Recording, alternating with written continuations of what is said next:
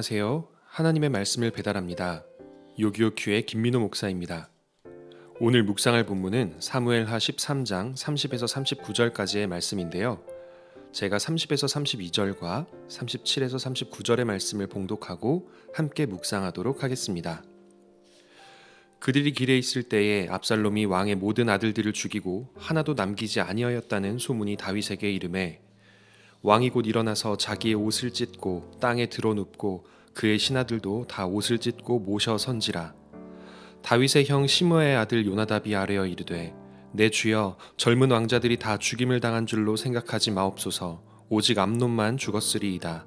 그가 압살롬의 누이 다말을 욕되게 한 날부터 압살롬이 결심한 것이니이다. 압살롬은 도망하여 그슬 왕 암미울의 아들 달메에게로 갔고 다윗은 날마다 그의 아들로 말미암아 슬퍼하니라. 압살롬이 도망하여 그슬로 가서 거기에 산지 3년이라. 다윗 왕의 마음이 압살롬을 향하여 간절하니 암논은 이미 죽었으므로 왕이 위로를 받았음이더라. 10손가락 깨물어 안 아픈 손가락이 없다. 자녀들을 향한 부모님의 사랑을 표현하는 속담입니다. 저는 자녀가 3명 있습니다. 첫째 딸과 함께한 시간이 둘째나 셋째와 함께한 시간보다 훨씬 더 길고 첫째와 함께 만든 추억이 훨씬 더 많지만 그럼에도 불구하고 셋 다 똑같이 예쁘고 사랑스럽습니다. 어느 하나에게 사랑이 더 느껴지거나 덜 느껴지는 일이 없이 말입니다. 6살인 첫째와 4살인 둘째는 놀다가 자주 다툽니다. 하나뿐인 장난감을 자기가 가지고 놀겠다며 서로 양보하지 않고 줄다리기를 하다가 소리를 지르며 화를 내기도 합니다. 그러다 보면 보통 키나 힘에서 질 수밖에 없는 동생이 화를 참지 못하고 언니의 팔이나 등을 때리는 경우도 있고 가끔은 깨물 때도 있습니다. 맞은 언니도 울고 장난감을 빼앗긴 동생도 웁니다. 이럴 때 당연히 언니를 때린 둘째를 혼나게 됩니다. 맞아서 억울해하는 첫째를 달래면서 말이죠. 하지만 언니를 때린 둘째가 미워 보이지는 않습니다. 양보할 줄 알고 자제할 줄 아는 착한 아이로 자라나지 못할까봐 걱정이 될 뿐입니다.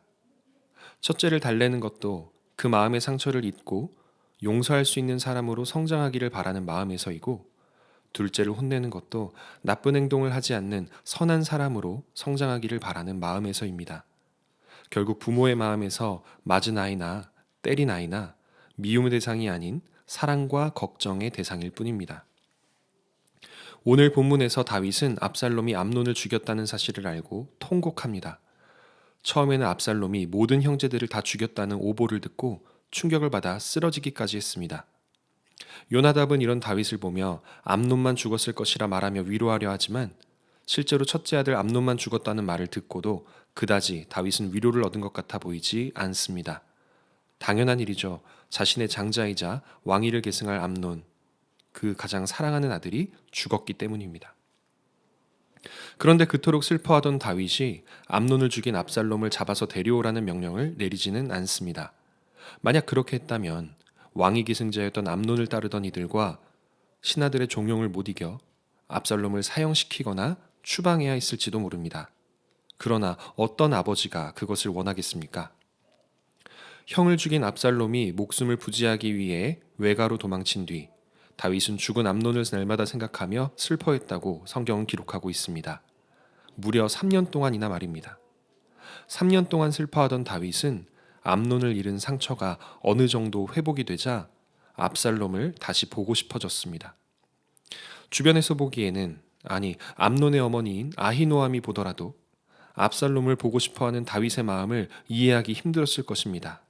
이해하고 싶지 않았을 것입니다. 자기 아들을 죽인 사람이니까요. 하지만 자기 아들을 죽인 사람도 자기 아들이라는 사실 때문에 아버지 다윗은 이러지도 저러지도 못하고 있었던 것입니다. 죽은 암논에 대한 그리움만큼이나 죽인 압살롬에 대한 그리움도 같았을 것이기 때문입니다. 이와 같은 다윗의 모습은 우리 모두의 아버지이신 하나님의 사랑을 떠올리게 합니다. 하나님은 절대자이시며 절대적인 선의 편이시고 전능하신 분이십니다. 그분이 원하면 세상의 모든 죄인들은 하나도 남김없이 사라지게 될 것이고 실제로 세상의 종말이 찾아오면 그렇게 심판하시겠다고 약속하셨습니다.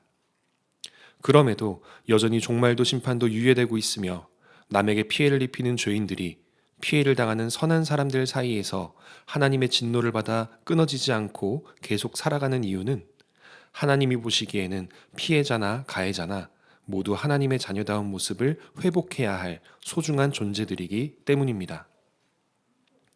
부모님의 사랑은 세상의 상식이나 법적 공정성을 따르려 하지 않습니다. 무조건적인 사랑이죠. 영화 마더에서 아들의 범죄를 덮으려 하는 어머니의 행동들은 불법적인 것입니다. 하지만 과연 어머니의 입장에서 아들을 위해 그와 같은 행동을 하는 것이 선택이 가능한 것이었을까요? 하나님께서는 우리를 구원하시기 위해 죄가 없으신 예수님을 대신 내어주셨습니다. 죄 없는 이가 죄 있는 이들을 위해 죽임당하는 것은 불의입니다. 죄 없으신 예수님이 죄 있는 우리들을 위해 죽임당하는 것도 불의입니다. 그러나 그 불의가 하나님의 사랑이고 그 사랑과 희생이 곧 하나님의 의였습니다. 오늘의 본문을 통해 하나님께서 얼마나 큰 사랑으로 우리 모두를 사랑하고 계신지 깨달아야 합니다. 그 사랑을 깨닫는다면 우리는 우리 모두를 더 큰 사랑의 눈으로 바라볼 수 있게 됩니다. 독일의 신학자 위르겐 몰트만은 하나님의 정의를 회복적 정의라고 명명하였습니다. 하나님은 죄인들을 심판하시고 벌을 주시며 피해자의 편에 서십니다. 하지만 그 목적은 죄인들의 소멸이 아닌 죄인들의 회개라는 것입니다. 목표가 징벌에 있지 않고 회복에 있다는 것이죠. 징벌은 회복을 위해 회개하도록 하기 위한 도구인 것입니다. 마치 서로 싸우는 자식들을 바라보는 부모님의 모습처럼 하나님께서는 우리 모두가 서로 화해하고 다시 회복되기를 바라시지 영영 하나님 곁에서 떠나기를 바라지는 않으십니다. 오늘의 말씀을 묵상하며 이렇게 적용하기를 원합니다. 한 사람의 잘못으로 서로 사이가 좋지 않은 관계가 있다면 하나님의 사랑 안에서 그 관계가 다시 회복되기를 바라며 기도하고 작은 노력이라도 기울여 봅시다.